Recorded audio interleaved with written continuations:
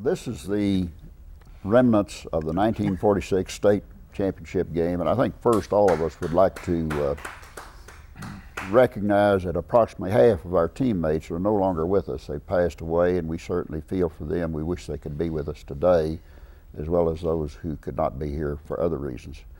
But this team was very close, and is still very close, and I was fortunate to play on that team. I still consider these among my best friends of all of the people that I've known in my lifetime.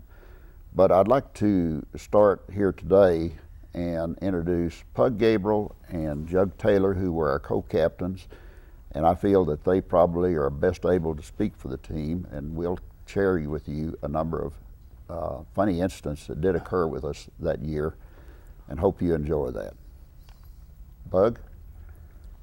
Well, I don't know how funny they were. We thought they were pretty funny at the time, but some of them didn't prove out very funny. And I guess the one I've got to tell about, the only one that I think you might be interested in, we were pretty big on firecrackers. When we had an extra 10 or 15 cents, we'd buy firecrackers, and we'd bought one of these big Baby Giant. Yeah, it was a Baby Giant. We've got another story they can tell you about this, but you can put them in water and flush them down the commode, and they're still going to explode. and we had this one, and had bet Byron that he couldn't hold himself up off the floor, and one of the little easements came out, and he just we wouldn't let him just lay his fingers over it, and he had to hold himself up and for a minute. And we bet him a milkshake, he couldn't do it. Well, he jumped on that like a dog on a bone, and when we had him there, we gave a signal outside, and one of our Broncos upstairs, I think it was Herman Foster, lit this firecracker and lowered it down, and it hit on that shelf.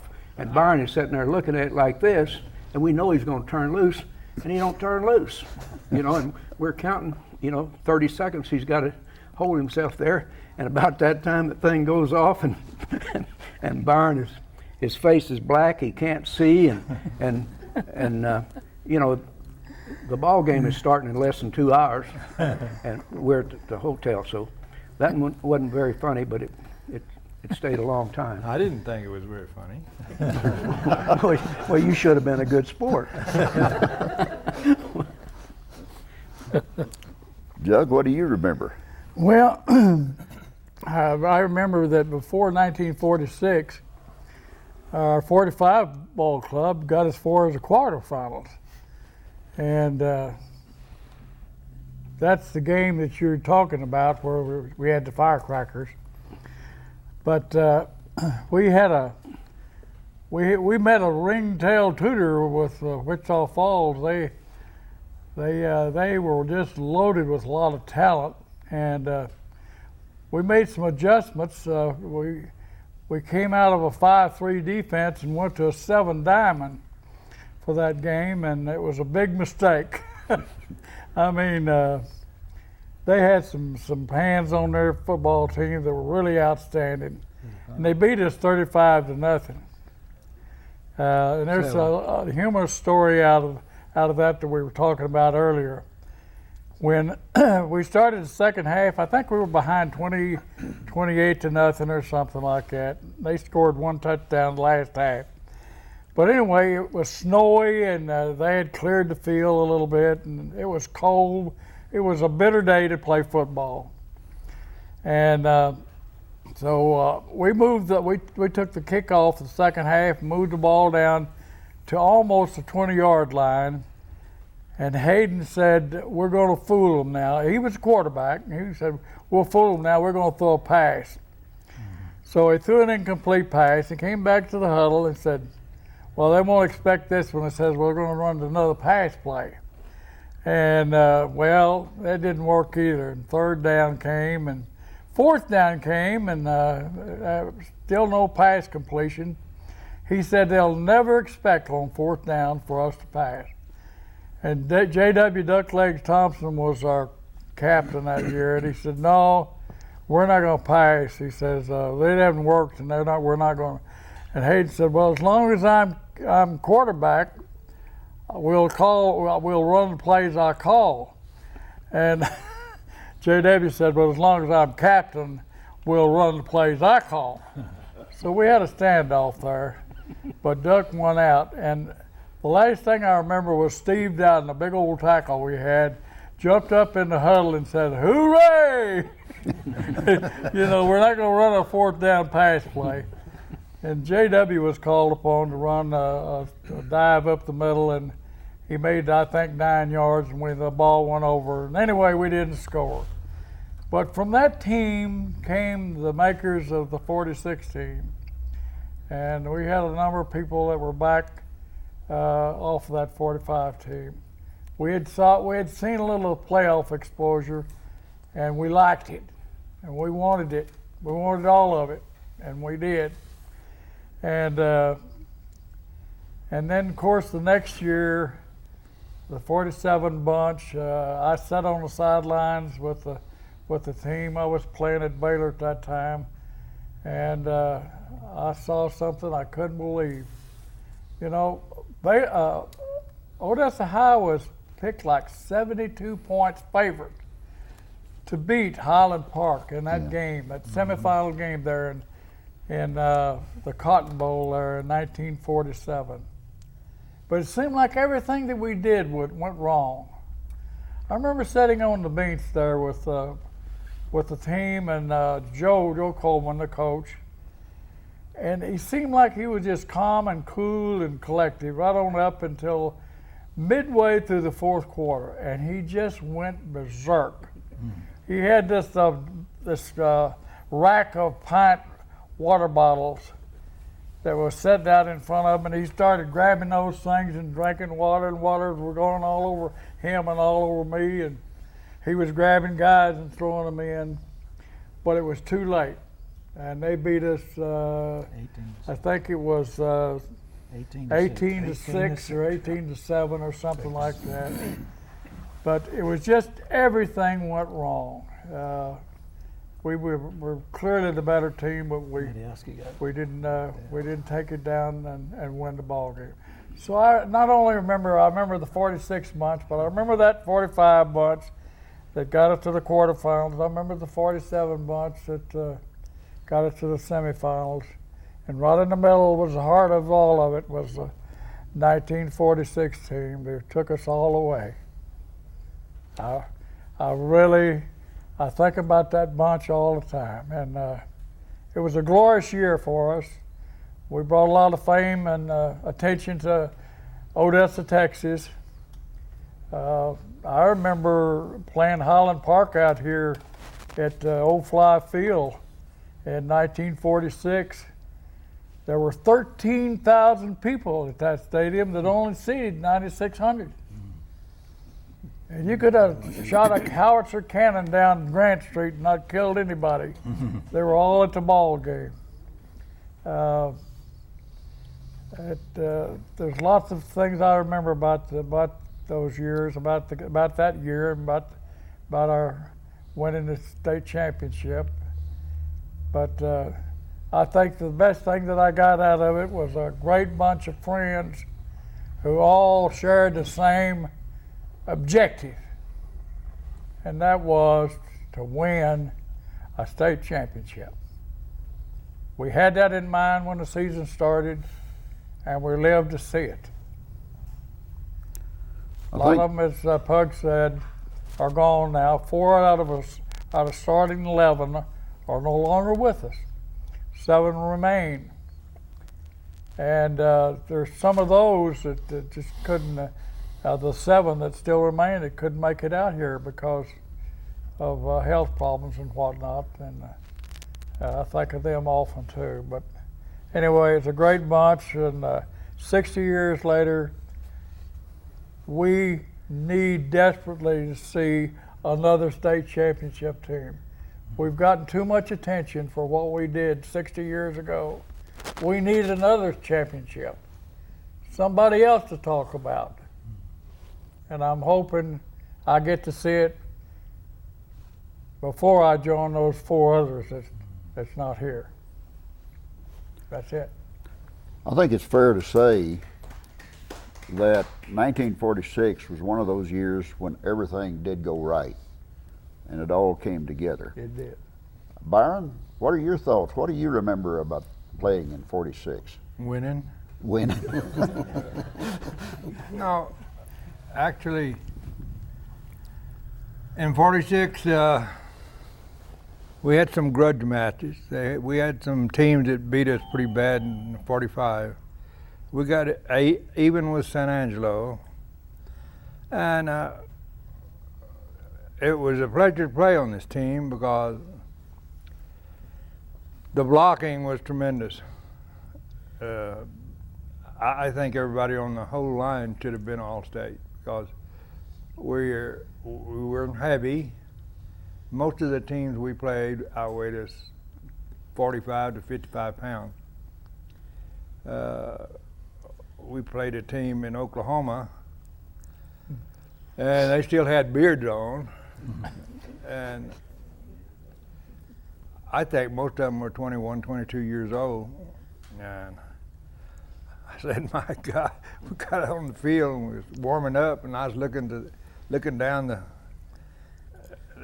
grass and looking at those guys, and I said, from here they look like they're big. So I run a pass, ran down there and come back, and I said, I got to tell you, are big.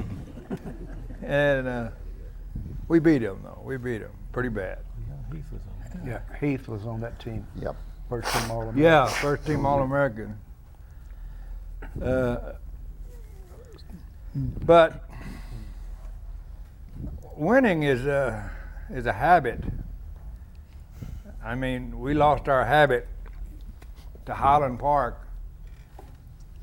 Joe Coleman's brother had just died the day before, and he wasn't in his right football mind, which shouldn't have made any difference to us. It shouldn't have made any difference. We had all the tools there, but every time we touched the ball, we'd fumble. Every time we'd throw a pass, and it'd be incomplete. And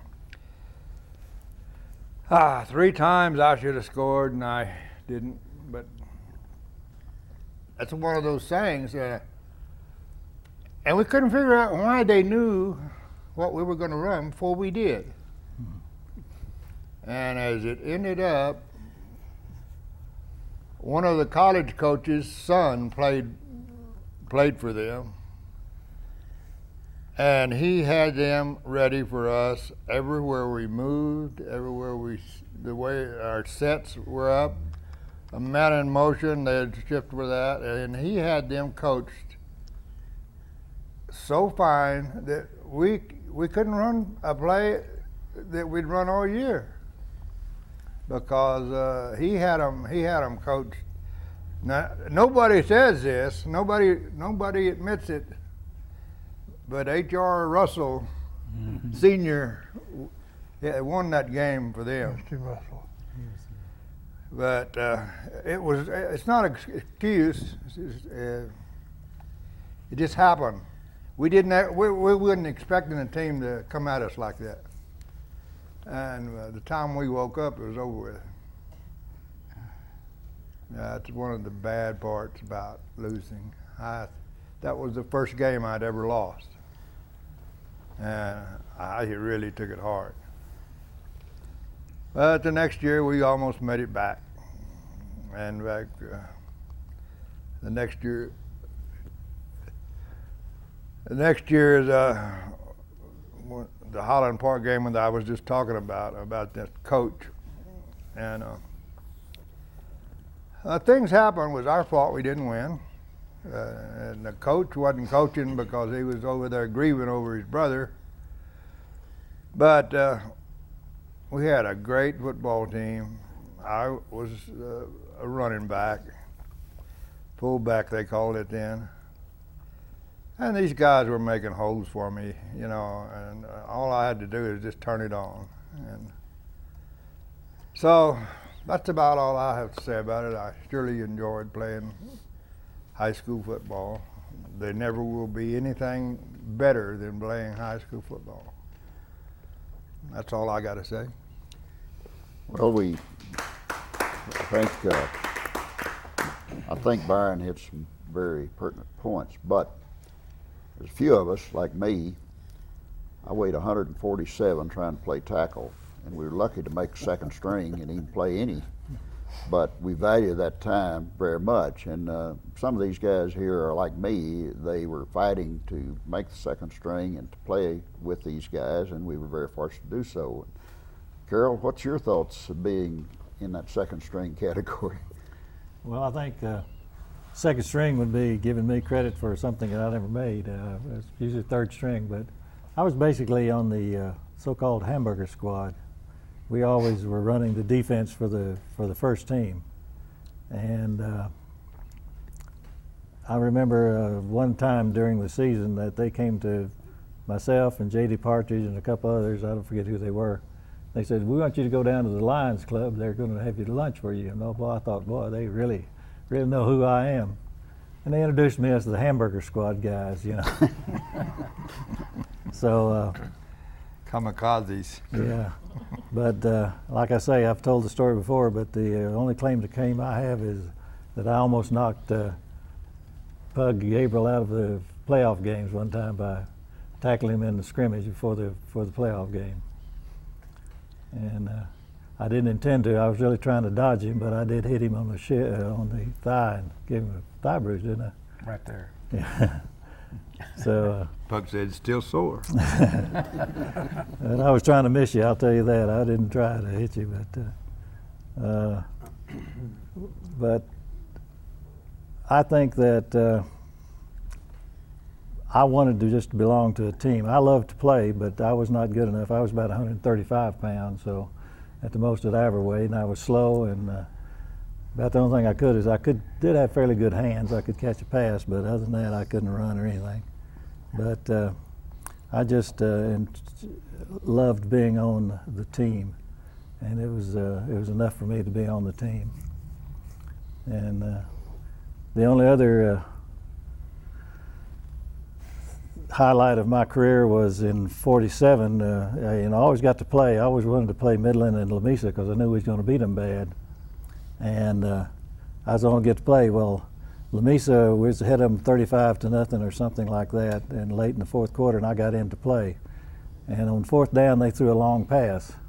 Well, instead of going over and knocking it down, I went over and intercepted it and ran it back for a roughly 25-yard loss.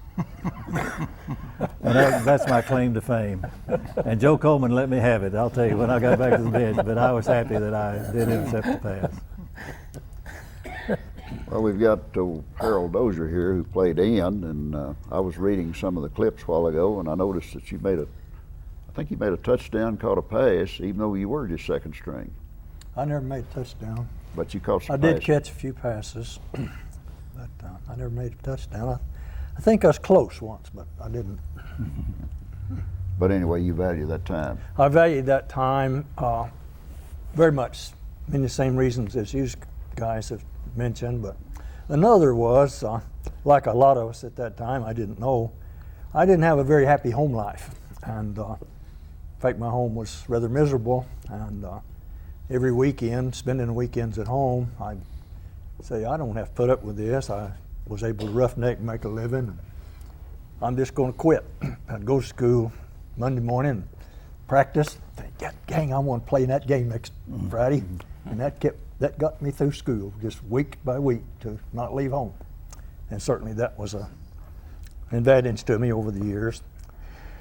One more little thing I'll try to recite is, we know how good Byron was, but I take claim to making him good, better than he was. I was a defensive end on the hamburger squad for part of 46 and part of 45, as I recall. So I weighed about 147. Byron weighed, I don't know, 167, 172. 180. I could run the 100 in about 14.2, and he'd run at about 9.9. But anyway, Byron's specialty was sweeping the end. If we got down in the red zone, as they call now, we could call two sweeps that way, and we'd be over. But I practiced that with him during the week, and I was the end. Here he'd come, and here I'd go and doing all this, and I'd get him a lot of times. I'd tackle him a whole lot of times. and didn't think he ever liked me doing that. But one day in the locker room, he come up beside me. He's bigger than me. He said, "Dozier." I thought, "Oh, I'm in trouble." He said, "Just how do you tackle me?" He said, I'm faster than you and I'm bigger and I can outrun everybody else. How do you get me?" I said, "It's easy, Byron. Here you come and here I come. And you do that way and I start over that way, slow, and by then you've gone back over here. And then I start over that way and you've gone back over there and I'm still over here." So he accepted that, didn't rub my nose in the soap or anything. So that's one fond memory I have. I do remember playing scrimmaging there. Byron Townsend was absolutely the hardest guy to tackle I believe I ever played against. He ran through that line with his knees all the way up to his chin, and you just couldn't get a hold of anything with him. So if you did tackle him, Harold, you were doing better than I could do. It was accident. He kind of ran over me is what it was. Roy, what are your thoughts? I'm gonna go on the humor side. Carol and I went to the first game of the season in '46, and we went up there. We were in a car. The Mormons boys' dad took us up there. Was in the hotel, and as generally happens, there's some kind of a prank taking place. The hotel at that time had a transit up over the door. We'd go over to answer the door. There'd be a trash can of water come over through that transit. Well, that happened 2 or 3 times. Also, is happening during the time when Coleman was coming around taping ankles. Well, we got our trash can full for the next time, and we was gonna get them wet instead of us. Dan Young, the manager, knocked on the door, said, "Coach Coleman's here." And we laughed. "Yeah, Coach Coleman's here." Our bucket of water went over. We opened the door, and sure enough, Coach Coleman was there. There was 6 of us in that room. Then we got worked rather well the next week. In fact, we got an extra day's workout because they left us home when they went to El Paso. Coach Patterson took us out there on Saturday with a radio, and while we was lapping the field, Me? we listened. We could catch the score of the ball game as each lap we'd go by and catch the radio while he was listening to the radio. But that I don't know about the other 5 that was in that room, but for me it pretty well cured me from. I don't hear it anymore. The best punishment that I think that can happen to an athlete or to a football player is to get forcibly run. Just run and run and run. That will get you attention more than anything.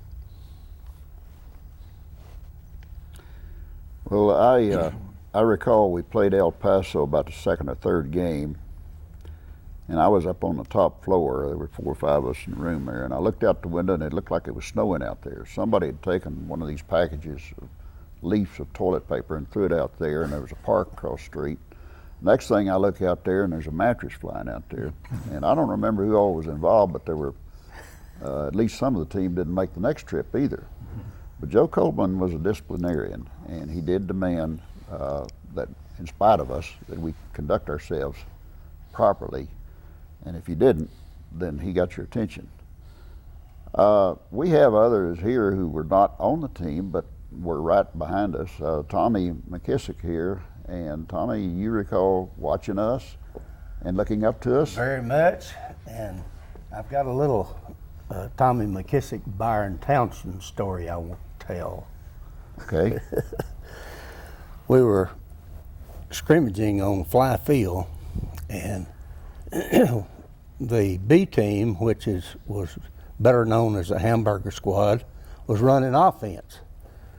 And Byron and I were alternating at linebacker. And Byron and I got together somehow or another, and we decided that we were going to turn the direction the play was going, and that way we would get the tackles.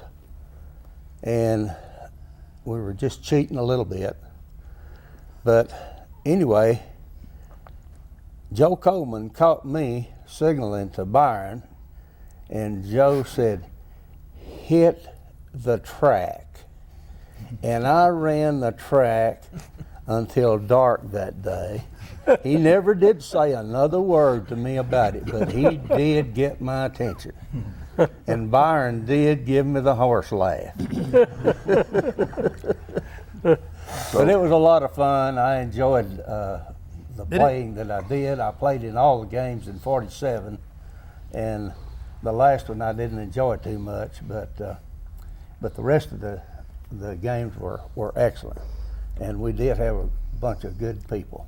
So you agree with my statement that Joe Coleman was a strong disciplinarian? Absolutely, absolutely. I remember something about him that his name was Squat Low.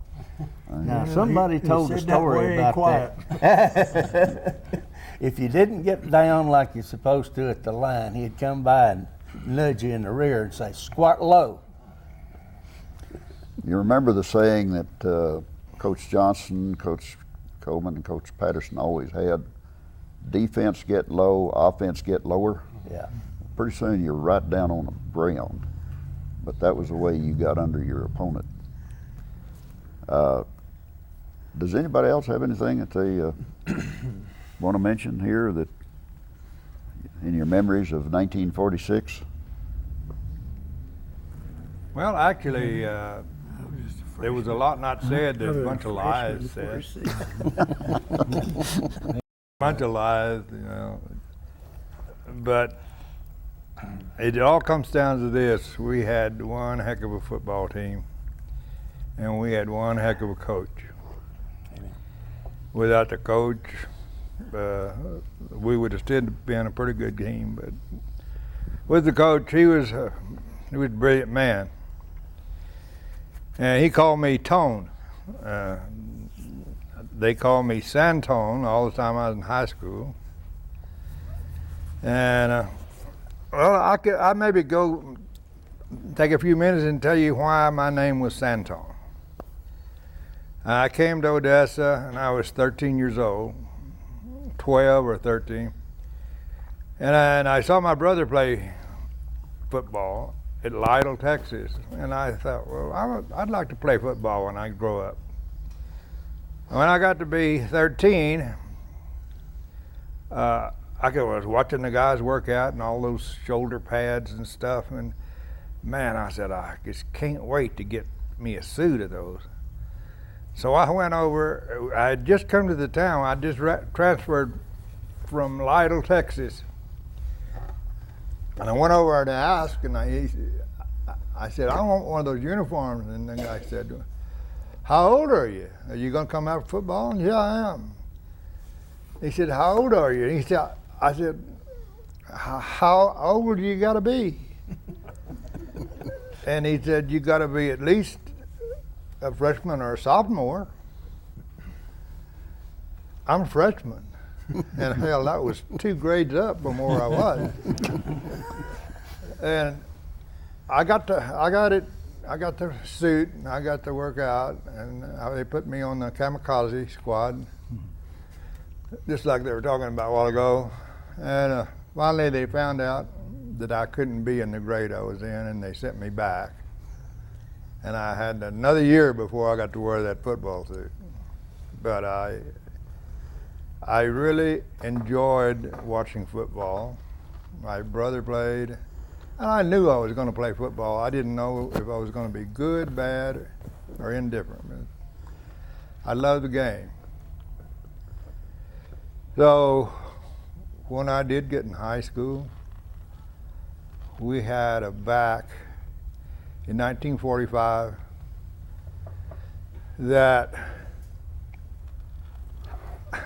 I can't describe the way he ran.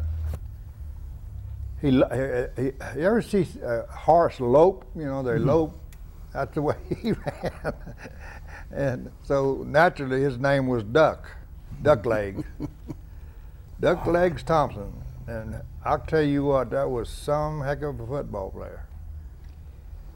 And Duck, he did a lot of bad things to me. He was pulling pranks on me all the time. I was a favorite of his, pulling pranks. But he also helped me playing football.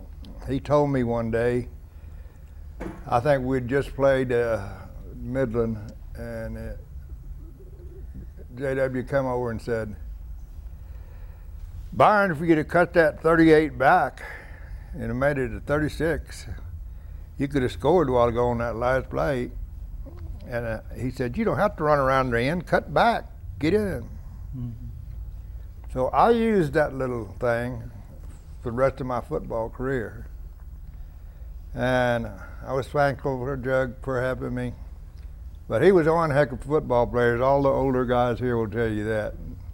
He was one heck of a football player. He couldn't catch a ball in a basket. You give him a net and he couldn't catch it. He just couldn't catch a football. If he could have, I don't think anybody would have ever been better than he was. He just did.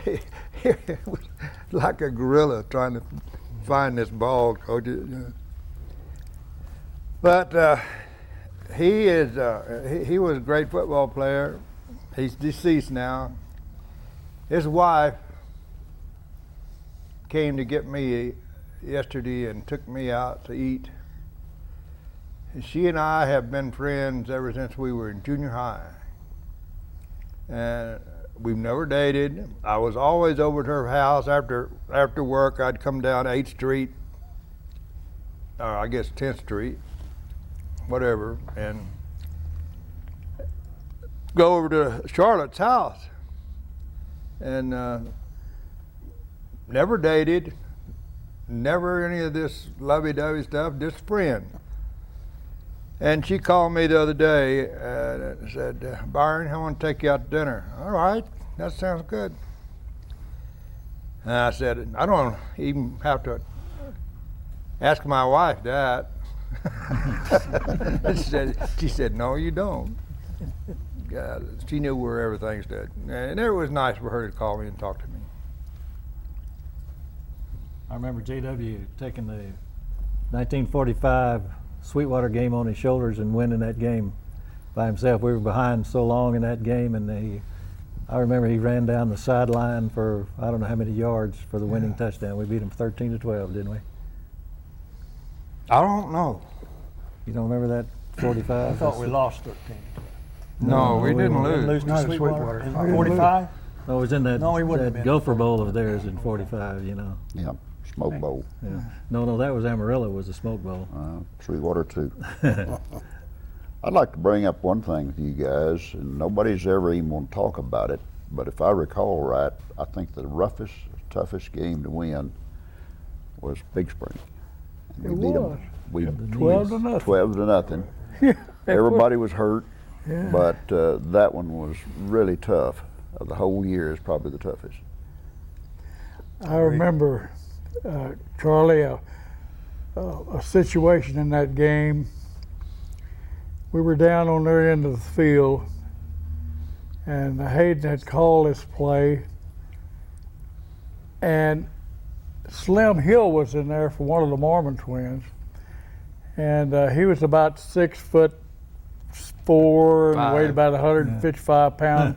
He looked like a walking big-eyed needle. And he went down. I watched him from a center position. He went down and was going to block a kid named Hugh Cochran, who later was a employee or school teacher here at ECISD. Old Hugh Cochran. Well, when he got close enough to Hugh, Hugh came from the ground up with his fist and just straightened up old Clinton. Clinton came back to the huddle and he said, Hayden, he said, run that play again, would you? well, we all knew what had happened. And so Hayden said, okay, so he called the same play. And all of us made our blocks, and we watched Slim go down the field to that safety position where Hugh Cochran was, and he hit him with everything he had and laid him out. The official never did see it. He never didn't see either one of those issues. Hugh Cochran got all of us. He got me for 2 years. He bit me on the back once. He Really? was mean, I'll tell you. He was bit me. mean. And man, I was kicking and everything, and that referee was saying, quit that kicking. I said, he just bit me on the back. Yeah. So He was anyway, the dirtiest football player I've ever seen. old Clinton come back to the huddle with nothing but a smile on his face. He was really happy to get that blow He in. liked that play, did he? Oh yeah, he really was. Yeah. And another famous guy that played against us, I don't know if I can even remember, San Angelo, Great big guy. Sweetwater. Hideout Hawkins. That's Oh, Lamesa. yeah. Lamesa. Lamesa. Yeah. Lamesa. They hadn't scored on us in years, and old Hideout ran like he's going off the field, and nobody paid any attention to him. He lay down over there by the sideline, and all the other players got close to him, you know.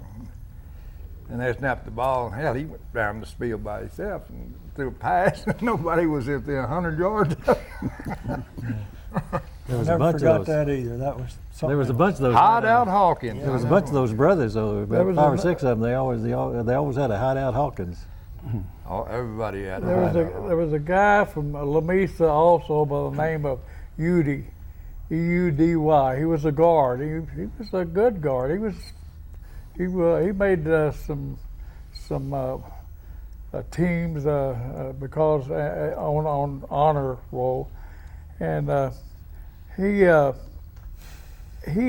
was in a dog pile when we played him out there at the fly field, and he was biting on my leg when the officials were pulling off players, and he saw him chewing on my leg there. And he said, he just grabbed him like that, and he said, son, you go to the sidelines, I don't want to see you back out here. And they penalized him, penalized the team 15 yards. Well, it wasn't but about 2 series later, UD was back in the game with a different jersey on. And I said to the official, official, this guy here is the same one that was biting me that got thrown out. And he went over there and he said, what is your name? And he said, UD. He said, didn't I kick you out of this game here a few series back? He said, yes, sir. He said, well, what are you doing back out here? He said, well, I put on a different jersey thinking I could play. He said, go to the sideline. So he sent him back to the sideline. He went on to Saul Ross and did real well there as a player. I remember him real well. Kept biting people. It brings up an interesting point that you talked about there, the people we played against. And, you know, I thinking back, there were 2 All-Americans that I can recall that we played against in high school, one of them being Kyle Rode in the San Antonio Jefferson State Championship game. The other one, Byron, you mentioned earlier in the Hollis, Oklahoma game, Leon Heath. And an interesting thing as a follow-up to that, I went to Oklahoma too, where Leon was All-American, and I was talking to him once, and I said, well, I played against you at Odessa High. From that point on, Leon didn't want to have anything to do with me. He didn't even want to talk to me. It was obvious he was very embarrassed by that losing that game. Oh, 47. When the final score 47? I think it was about that. It was 7-7 at half, though. Was it? Yeah. Well, this was a rough game for the first Yeah. half, as I recall. Raining. But anybody recall of any other outstanding players that we played against? That, Yeah, there was one from, and I can't remember his name, Charlie. I'm having trouble remembering people's names at my age, but he was from Esletta High. Paul Berry. And he was a running back, Pug. You might have remembered him. Paul Berry. Who? Paul Berry. Yeah, Paul Redberry. Yep. That was his name. He went to Tulsa. Played ball up there and made All-American. Yeah. Played ball about 15 years. 10 or He was the He was the one that scored against us out there at Fly Field back in '44. The only touchdown of the ball game. He scored it, and he must have run 200 yards back and forth across the field, and everybody had a shot at him twice, and nobody brought him down. And he scored, and they kicked the point after, and that was a ball game, 7-0. That was the night I got my nickname. When we got down close to their goal line, let's see, who was Wilfred Elmore? Was he quarterback then? It was in '44, I think he was. Anyway, called the play was 2:26 on 2. I said, I was a center, and I said, on 2. Snap counts on 2. 2:26 on 2. So we broke the huddle, and we were going right, getting ready to get on the ball. 2:26 on 2. 2:22 on 6. 2:22 on 6. So got on the ball, and they called snap count, you know, and well, I didn't snap it on 2. I snapped it on 6. And Clayton Hopkins, I can hear him to this day. You jug-headed blue. That's where you got your name, wasn't it? That's when I got my name. Jughead. Yeah, and that's the only bad time I've ever gotten a bad name. But that's, you know, if you say it right, it's not too bad. But I remember Clayton, when I got to the sideline the next time, he really reamed me out. He was really bitter. But we had a chance to tie the ball game, or maybe even go ahead, and I didn't snap the ball on account. All these confessions, I think we're all saying that none of us are perfect here. But back to the original statement. In 1946, we may not have been perfect, but everything clicked every time that year. We were very fortunate. Absolutely. As you said also, the Big Spring was probably the toughest game we played all year, with the exception of Thomas Jefferson, Right. Which was really it was a Wasn't the Big Spring tough game played ball in, game. Wasn't it played in a sandstorm? Pardon? I believe it was. Sandstorm was the Yes. Big Spring Big game was in a Spring was. sandstorm. Anyway. Big Spring was 12-0. Sandstorm. Sandstorm. But Byron didn't play. Yeah, Byron didn't play. That's why it was a close game. How you doing? Good for all? I got tired a long time before the game was over. That's Byron's fault. How come you give up on that game? Blame it on me. Well, you got hurt in the San Angelo game that year. Yeah. That's why you didn't like those guys. Usually, though, when we got within the 10-yard line, they'd give it to you 3 or 4 times, wouldn't they? Yeah, if I didn't. If you didn't fumble it. Yeah. That Bug must have had over 100 yards in that game. Yeah. Didn't you? I don't know, Byron. Making yards wasn't my primary objective. It was not to fumble. Well, I see that I'm getting a signal from our director, and so we'll wind this up. But does anybody else have anything else they'd like to say before we? I'd like to say something that the Fine. backs did during my high school career. What they don't do now, and they don't even do it in college, they don't do it in the pros. And it's the most simple thing in the world for a back to know if I'm going to the left, I'm going to have the dang ball in my left hand. So nobody can reach over and get it. You watch pro ball. Watch the guys playing pro ball.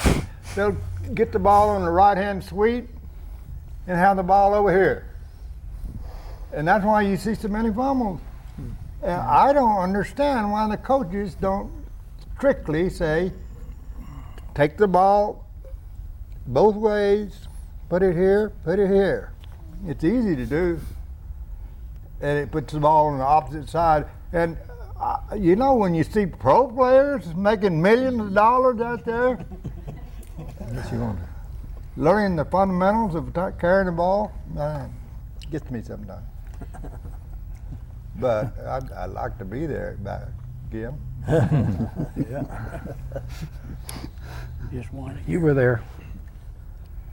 Well, it's been a delight for all of us, I know, with this get-together, and we have a few more will be on this evening, and so I think we're all looking forward to a great ball game tonight, and hopefully the Broncos can repeat the 1946 San Angelo game, in which case I'm sure we'll all be very, very happy about it tonight.